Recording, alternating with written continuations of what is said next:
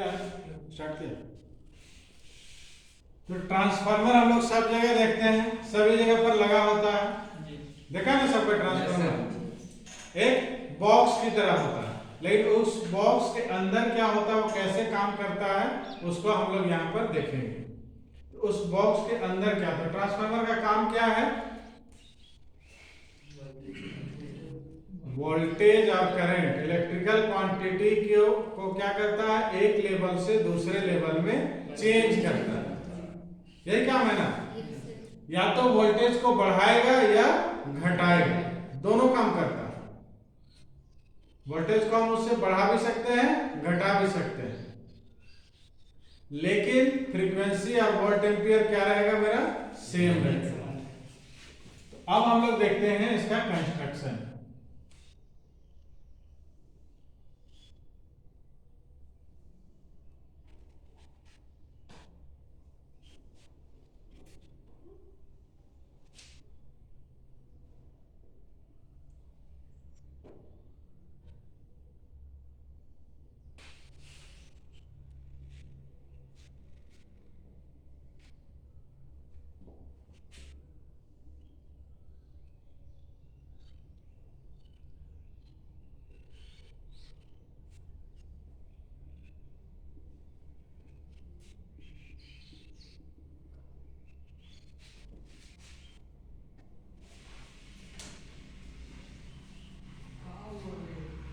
ठीक है, तो ये जो ट्रांसफार्मर है इसका हम लोग कंस्ट्रक्शन देख रहे हैं।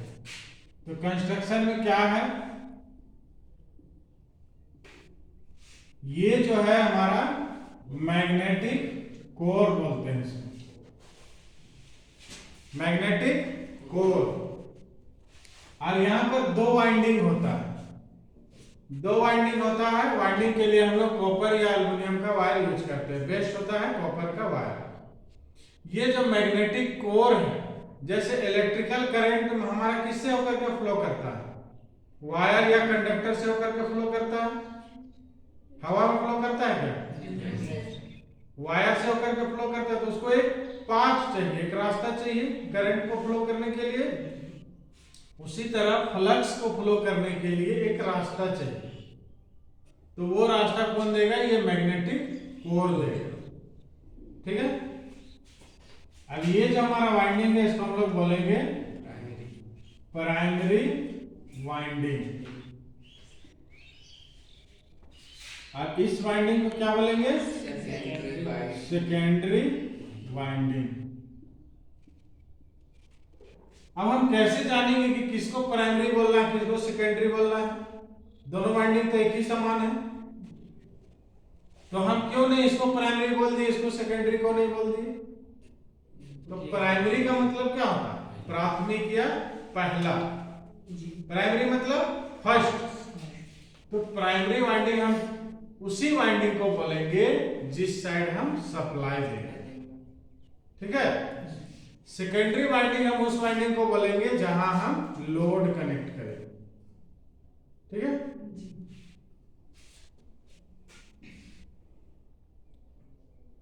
अब इसको ध्यान से समझना। अब ये एक करंट है, ठीक है, यहां सप्लाई से हम जोड़ दिए। ये कैसे सप्लाई है, सिंगल फेज एसी।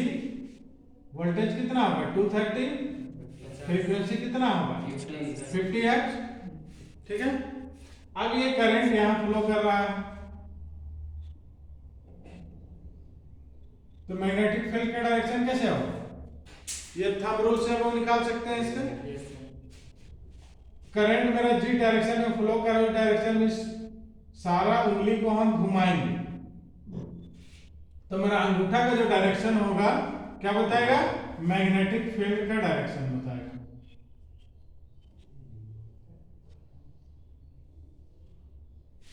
ठीक है, करंट का डायरेक्शन इस तरह से है, तो अंगूठा मेरा मैग्नेटिक फील्ड का डायरेक्शन बता रहा है, फ्लक्स का डायरेक्शन। तो डायरेक्शन मेरा फ्लक्स का ये आ गया, ये क्या है, फाई फ्लक्स है। अब प्राइमरी कॉइल में हम सप्लाई दिए, फ्लक्स आया, ये फ्लक्स इस मैग्नेटिक रास्ता से होकर के पूरा रास्ता में घूमेगा। ये रास्ता तो यहाँ से पूरा क्लोज है ना। यहाँ से चलना शुरू किया, यहाँ गया, यहाँ से पूरा घूम के ये वापस हुआ वापस। अब ये फ्लक्स यहाँ पर आया, तो ये फ्लक्स इससे लिंक किया कि नहीं किया? सेकेंडरी वाइंडिंग से फ्लक्स लिंकेज हो गया। अब ये जो सप्लाई हम दिए हैं सिंगल फेज एसी सप्लाई, इसका ग्राफ किस तरह का है? इस तरह का है। करंट इसी तरह का ना मेरा है। एसी सप्लाई का मेरा वेव शेप कैसा बनता है? साइन वेव की तरह बनता है।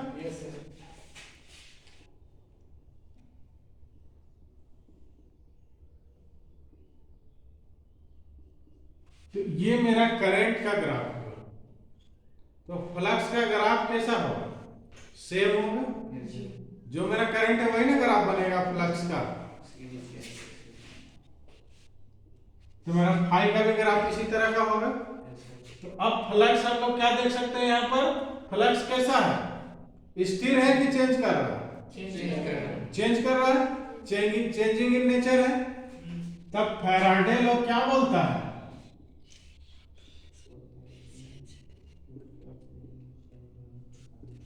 फैराडे का फर्स्ट लॉ क्या बोलता है कि यदि फ्लक्स लिंकेज हो रहा है किसी वाइंडिंग में और फ्लक्स लिंकेज चेंजेज हो रहा है तो क्या होगा? यहाँ पर ईएमएफ इंड्यूस्ड हो जाएगा। ई होगा ना। और फैराडे का दूसरा लॉ क्या बोलता है? E equal to minus N D phi by dt। तो ये जो ईएमएफ है, यहाँ पर जो ईएमएफ इंड्यूस्ड हुआ है, ये कैसा होगा? कितना होगा? अमाउंट कौन बताएगा? इसका नंबर ऑफ टर्न और जो फ्लक्स इससे लिंक किया है और टाइम। अगर इतना चीज पता होगा तो हम पता लगा सकते हैं कि सेकेंडरी में कितना ईएमएफ मेरा इंड्यूस हुआ। ठीक है। अब यहाँ पर ईएमएफ आ गया। अब इसको हम लोड से भी कनेक्ट कर दिए हैं। तो कैसा सर्किट मेरा? ओपन है कि क्लोज? क्लोज है। तो क्लोज सर्किट है तो क्या होगा? करंट फ्लो करेगा। करंट फ्लो करेगा ना।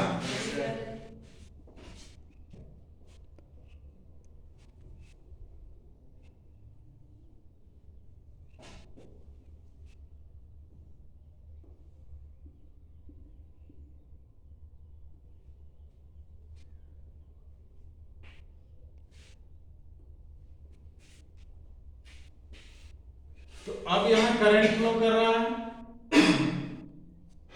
तो ये हो गया मेरा ट्रांसफार्मर का वर्किंग प्रिंसिपल। ये सिंपल है कि यहां से मेरा पावर कैसे यहां तक ट्रांसफर होगा। ठीक है, इतना तो समझ में आया। अब यहां पर क्या है सबसे इंपॉर्टेंट पॉइंट कि दोनों वाइंडिंग के बीच में कोई इलेक्ट्रिकल कनेक्शन नहीं होता। बिना इलेक्ट्रिकल कनेक्शन के भी मेरा क्या हुआ? सप्लाई यहां से यहां पहुंच गया। इस वाइंडिंग से सप्लाई कहां पहुंच गया? सेकेंडरी वाइंडिंग पहुंच गया ना। और कोई इलेक्ट्रिकल कनेक्शन है दोनों के बीच में? नहीं। तो ट्रांसफार्मर का यूज हम वैसी जगहों पर भी करते हैं जहां पर दो सर्किट को हमको इलेक्ट्रिकली आइसोलेट करना है। अगर मान लो डिस्ट्रीब्यूशन लाइन में हम सप्लाई दिए हैं सभी जगह पर, अब हम चाहते हैं कि उस तरफ का लाइन में अगर कोई खराबी आए या कुछ भी फॉल्ट हो तो उसका असर इस साइड ना पड़े, तो क्या करते हैं? दोनों के बीच में एक 1:1 ट्रांसफार्मर लगा देते हैं। वो 1:1 ट्रांसफार्मर कैसा होता है कि उसमें कोई वोल्टेज करंट का चेंजिंग नहीं होता। जो वोल्टेज हम इधर डाल रहे हैं वही वोल्टेज हमको उधर मिलेगा, सेम टू सेम। सिर्फ वहां पर हम क्या करना चाहते हैं कि दोनों सर्किट को इलेक्ट्रिकली आइसोलेट करना चाहते हैं, क्योंकि मैग्नेटिक पाथ से भी जुड़े होने के कारण मेरा क्या हो रहा है? पावर यहां से यहां ट्रांसफर हो जा रहा है। Yes sir. इतना तो समझ में आया। तो यहाँ करंट मेरा मिल गया, लोड तक पहुंच गया। अब समझते हैं लेंज लो। अब लेंज लो देखते हैं क्या हो रहा है। अब लेंज लो क्या बोल रहा है, फ्लक्स का डायरेक्शन कैसा है यहाँ पर देखो, मेन फ्लक्स का, मेन फ्लक्स नीचे की ओर जा रहा हूं। अब यहाँ करंट का डायरेक्शन देखो, करंट का डायरेक्शन दिख रहा है ना। अब इसको यहाँ पर इस करंट से अगर हम लोग मैग्नेटिक फील्ड का डायरेक्शन निकाले तो किधर आएगा, सेकेंडरी वाइंडिंग में जो करंट फ्लो कर रहा है उसके कारण करंट कैसे फ्लो कर रहा है, इस तरह से नीचे से ऐसे घुमाएंगे तो इसका फ्लक्स किधर जाएगा, इसका फ्लक्स भी नीचे आ रहा है ना, आ रहा है ना। तो यहां पर हम लोग क्या करेंगे, इस वाइंडिंग को घुमा देंगे। यहां पर जो वाइंडिंग है हमारा, ये लोड की तरफ करंट में जाके इधर आएगा। तो अब यहां पर क्या है कि यहां से जो फ्लक्स आएगा, इस फ्लक्स को ये अपोज करेगा। और यहां पर एक और फिनोमेना होता है सेल्फ इंडक्शन का। सेल्फ इंडक्शन का हम लोग पढ़े थे मैग्नेटिक सर्किट में। सेल्फ इंडक्शन क्या होता है, यहां पर जो चेंज कर रहा है, यहां करंट आया, करंट के कारण फ्लक्स बना, फ्लक्स बना ना। अब ये फ्लक्स तो चेंजिंग इन नेचर है, तो यहां जाके यहां तो ईएमएफ इंड्यूस करा दे रहा है, यहां ईएमएफ इंड्यूस करा दे रहा है, लेकिन वही फ्लक्स फिर घूम के यहां भी तो आ रहा है, आ रहा है ना। अरे फ्लक्स चेंजिंग इन नेचर है, तो ये क्या करेगा, यहां पर भी एक ईएमएफ इंड्यूस और कर रहा है, ठीक है, उसको बोलते हैं E1। और इसका डायरेक्शन जस्ट इसके ऑपोजिट रहेगा, इस सप्लाई के ऑपोजिट। तब ये क्या करेगा, इसका विरोध करेगा, मेन सप्लाई का, और इसी से मेरा करंट जो होता है बैलेंस होता है। समझ में आया बात। सेल्फ इंडक्शन जो हम लोग पढ़े थे वो यहां पर भी अप्लाई होगा। तो हम लोग क्या बोले कि लेंज लॉ के कारण ये क्या करेगा, मेन फ्लक्स को अपोज करेगा। तो यहां पर हम वाइंडिंग को क्या करेंगे,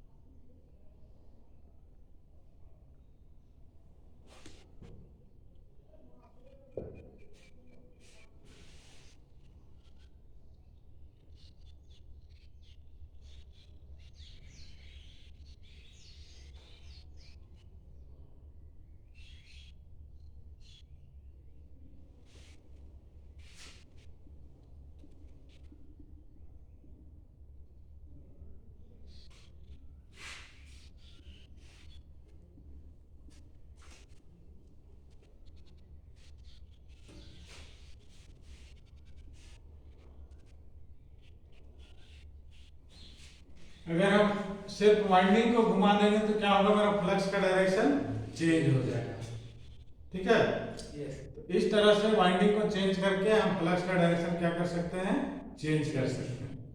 तो मेन जो बेसिक प्रिंसिपल है हमारे ट्रांसफार्मर का इतना ही, समझ में आया। अब आगे इसका हम लोग देखेंगे, डिफरेंट टाइप की बनावट अलग अलग होता है, कंस्ट्रक्शन अलग अलग होता है, इसका हम लोग अलग अलग वर्गीकरण करेंगे, कंस्ट्रक्शन के आधार पर, वर्किंग के आधार पर, कूलिंग के आधार पर। जैसे कंस्ट्रक्शन के आधार पर अगर करेंगे तो दो तरह का होता है, कोर टाइप, शेल टाइप, जो बनावट होता है ट्रांसफार्मर का। अब ये तो मेन प्रिंसिपल हो गया कि दो वाइंडिंग होगा, एक कोर होगा। अब इसको बनावट का तरीका इसका हम लोग बदल देते हैं, क्या करते हैं, कोर टाइप। जैसे कोर टाइप होगा इस तरह का, तो कोर टाइप में क्या रहेगा, वाइंडिंग हमारा यहां पर रहेगा। और शेल टाइप होगा इस तरह का, ये मेरा वाइंडिंग होगा और मेरा कोर कहां रहेगा, बीच में रहेगा, ठीक है। ये कोर इस बीच में जो खाली जगह है वहां पर कोर जाएगा, साइड में जाएगा, और मेरा ये जो वाइंडिंग है इस तरह का रहेगा। तो जो छोटा ट्रांसफार्मर आता है, छोटा स्टेबलाइजर वगैरह में या फिर जितना हम लोग स्टेप डाउन ट्रांसफार्मर यूज करते हैं वो एसी टाइप का रहता है, सेल टाइप का, ठीक है। और ये कोर टाइप हम लोग कहाँ यूज करते हैं, जो बड़ा बड़ा हैवी ट्रांसफार्मर होता है वहां पर यूज करते हैं, ठीक है। उसके बाद आता है हमारा कूलिंग का टाइप अलग अलग होता है। जैसे बहुत सारा देखा होगा कि गांव देहात में छोटा छोटा ट्रांसफार्मर लगता है गोल वाला, उसमें सिर्फ एयर से कूलिंग हो जाता है क्योंकि वो छोटा कैपेसिटी का होता है, तो सिर्फ एयर से कूलिंग हो जाता है। लेकिन और थोड़ा बड़ा 100 kVA या 200 kVA का होता है, उसमें देखना ऊपर में एक गोल टैंक लगा होता है ना। तो वो किस टाइप का ट्रांसफार्मर होता है, ऑयल से कूलिंग होता है, तेल से। कैसे होता है उसको हम लोग देखेंगे आगे। क्या होता है कि वाइंडिंग जब उसमें सप्लाई देते हैं, जब लोड से कनेक्ट हो जाता है तो वाइंडिंग क्या होता है, धीरे धीरे गर्म होता है। तो उस गर्मी को अगर हम लोग नहीं कम करेंगे तो हमारा वाइंडिंग में टेम्परेचर बढ़ेगा, और टेम्परेचर बढ़ने से क्या होगा, वाइंडिंग हमारा जल जाएगा। तो उससे बचाने के लिए हम लोग क्या करते हैं, उसमें कूलिंग का मेथड यूज करते हैं। तो जो बहुत कम रेटिंग, बहुत कम पावर का ट्रांसफार्मर होता है, छोटा ट्रांसफार्मर, उसमें सिर्फ एयर से कूलिंग हो जाता है, ठीक है। दूसरा उससे बड़ा में आता है ऑयल से कूलिंग करते हैं। उसमें क्या करते हैं हम लोग कि जो ट्रांसफार्मर का हमारा मेन टैंक होता है जिसमें वाइंडिंग होता है, उसमें हम लोग तेल को भर देते हैं, ठीक है। तेल भर देते हैं, इस तरह का ट्रांसफार्मर है।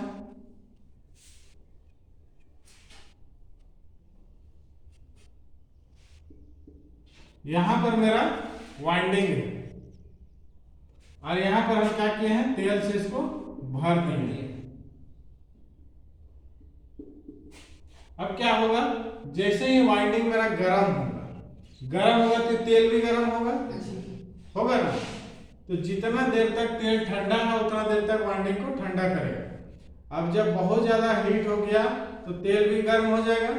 जब तेल गर्म हो जाएगा तो क्या होगा, पूरा भरा हुआ है तो ये फैलेगा। मेटल में हम लोग पढ़े थे ना, थर्मिस्टर में गर्म होता था, क्या था, फैल के वो कट ऑफ कर देता था। इसी तरह यहाँ पर तेल भी क्या होता, गर्म होने के बाद फैलता है। तो उसको ज्यादा ये एरिया चाहिए, सरफेस एरिया। अब ये तो फिक्स है, लोहा का बना हुआ है, इसको तो फैला नहीं सकता है। तो क्या होगा, यहाँ से एक रास्ता हम लोग ऊपर दे देते हैं। तो क्या होगा, जितना तेल गर्म होगा तो गर्म होकर ऊपर उठेगा, और यहाँ से ऊपर उठने के बाद ये तेल कहाँ जाएगा, इस टैंक में जाकर के जमा हो जाएगा। ऊपर जो टैंक लगा हुआ रहता है ना, उसमें जाके जमा हो जाएगा तेल, गर्म तेल। और यहाँ पर एक डिवाइस लगा होता है जिसको बोलते हैं ब्रीथर। ब्रीथर क्या काम, ब्रीथ मतलब सांस लेना। तो ब्रीथर क्या करता है कि यहाँ जो गर्म तेल जाके जमा है, तो यहाँ से इस गर्म हवा को क्या करेगा, बाहर जाने देगा। और बाहर जाने के बाद बाहर से ठंडा हवा को अंदर खींचता है। और उस समय ब्रीथर का काम क्या है, जब बाहर से हवा अंदर जा रहा है उस समय हवा में जो नमी है उस नमी को ये क्या करेगा, सोख लेगा और उस नमी को अंदर जाने नहीं देगा। समझ में आया बात? तो उसके लिए यहाँ पर लगा होता है सिलिका जेल। ब्रीथर में सिलिका जेल क्या करता है, ये हवा में जो नमी मौजूद रहता है उस नमी को सोख लेता है, और अंदर जो हवा जाएगा उसमें बिल्कुल भी नमी नहीं होता है। क्योंकि अगर नमी चला गया तो मेरा ऑयल क्या हो जाएगा, खराब हो जाएगा और काम नहीं करेगा। तो अंदर सूखा हवा जाएगा, इसको ठंडा करेगा। जैसे ही तेल ठंडा होगा वापस कहाँ चला जाएगा, टैंक में चला जाएगा। समझ में आया? इसी का और हम लोग एडवांस करते हैं। बड़ा जो पावर ट्रांसफार्मर हम लोग का होता है उसमें ऑयल के लिए भी पंप लगाते हैं, अलग अलग पाइप से होकर के पंप सर्कुलेट करता है ऑयल को। उसके बाद और बहुत ज्यादा बड़ा रहता है तो उसमें लोग पानी से भी कूलिंग करते हैं। पानी को पाइप के सहारे घुमाते हैं, ठंडा पानी को। गर्म होने के बाद फिर उसको एक तालाब के जैसा रहता है कंडेंसर का काम करता है, क्या करता है, गर्म पानी को फिर ठंडा करेगा, फिर ठंडा पानी को हम पाइप के सहारे सर्कुलेट करेंगे। वाइंडिंग के चारों जो ऑयल रहेगा, ऑयल के चारों तरफ हम पाइप लगा देंगे और पाइप से पानी को गुजारेंगे। ठीक है।